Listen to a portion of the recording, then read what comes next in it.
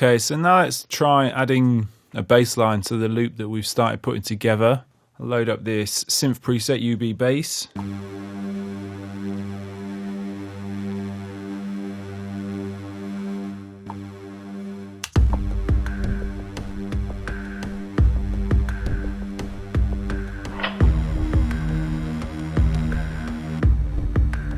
Let's do something like that in a G minor.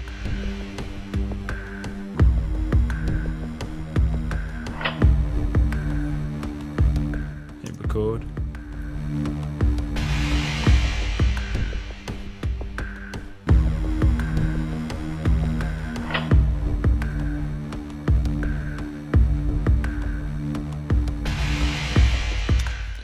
And I think the first one, there you go, bit out of time.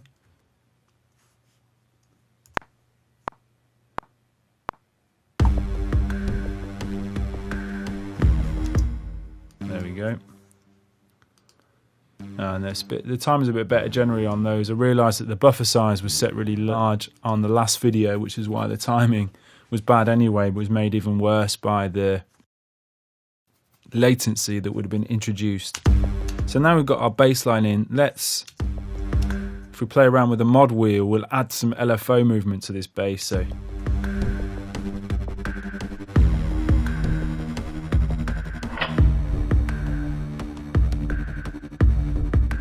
So let's add some of that in.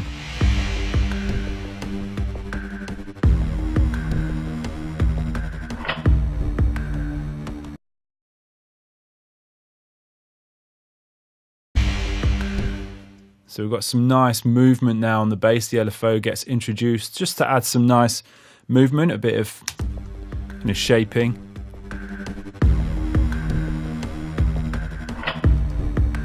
Let's look at adding some EQ. This sound is made up of 2 layers, so I think that's the bass layer, and that's just adding a bit of noise. So let's EQ the bass layer a bit. Add a bit low frequency and a bit of a high shelf.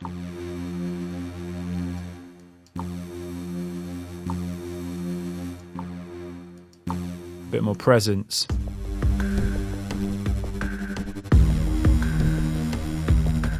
And let's look at some effects again. Link the 2 effects together.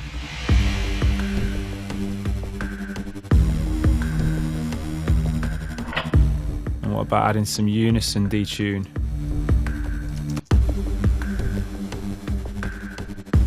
Keep the voices quite low.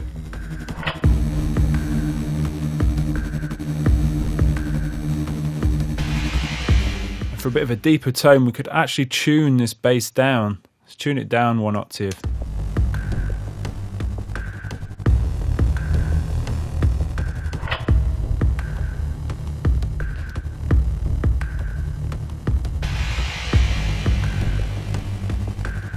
Adds a bit of a darker vibe. And let's just try and add in an arpeggiated sound now. Rather than go for one of the sequences, I'm going to load up a synth and create my own arpeggiator sound on there. So look at this sound.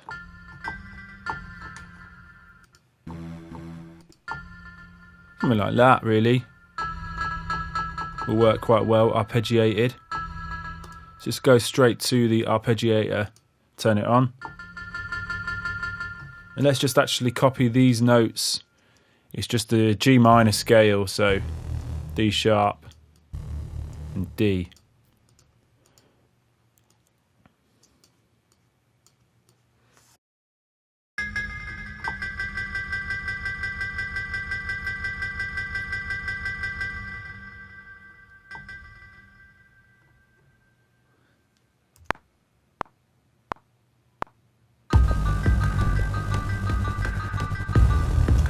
Okay, probably quantize those, and let's stretch them out for the length of the sequence.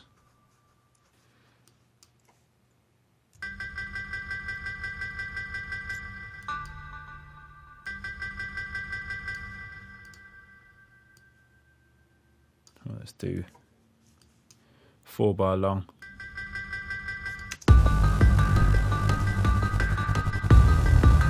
Let's go upwards for the arpeggiator.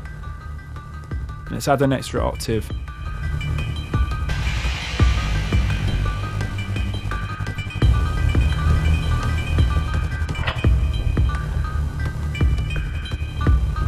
Let's keep the rate at 16.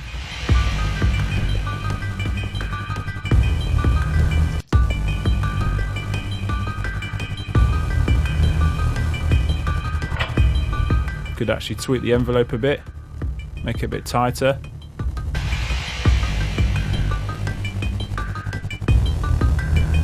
And let's add another layer in here, and go for anything here. Let's add in one of these keys sounds.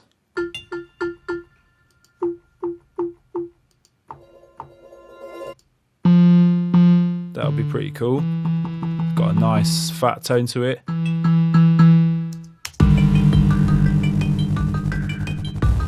And let's use the link feature on the arpeggiator to link the arpeggiators together. Go to the second layer, turn the arpeggiator on.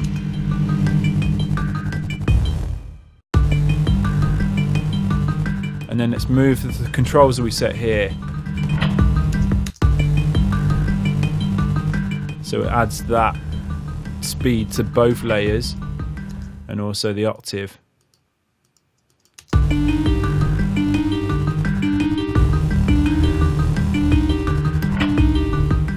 Tweak the envelope here as well.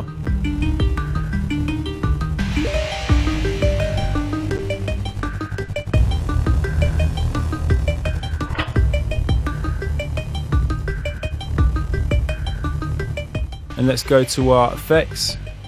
They're linked already, and we could then just go and filter the two layers together.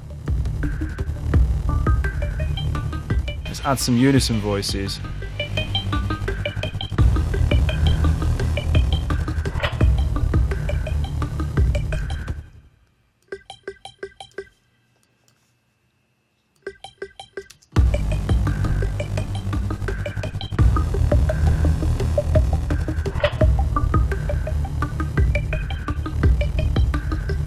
Bit of delay, a bit of reverb.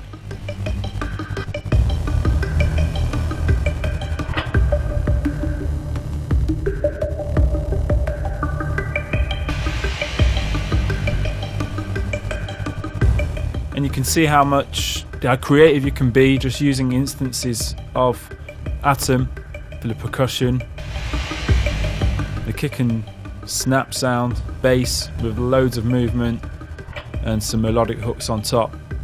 It's really just scratching the surface, in all fairness.